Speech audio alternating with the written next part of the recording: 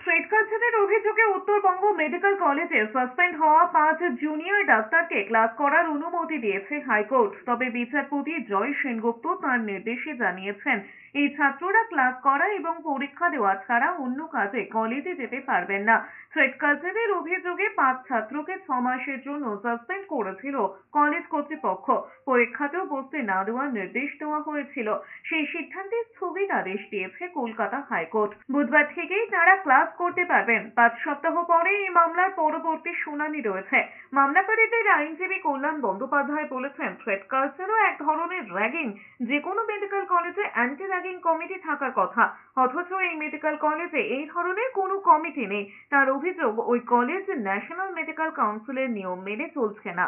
মাননীয় বিচারপতি জয় সেনগুপ্ত মামলা শুনে এই এদেরকে ক্লাস করার অনুমতি এবং পরীক্ষায় বসার অনুমতি দিল। তার মানে ওরা কাল থেকে পরীক্ষায় সব দিতে পারবে এবং এরপর থেকে যত ক্লাস হবে সেই ক্লাসগুলো সব অ্যাটেন্ড করতে পারবে।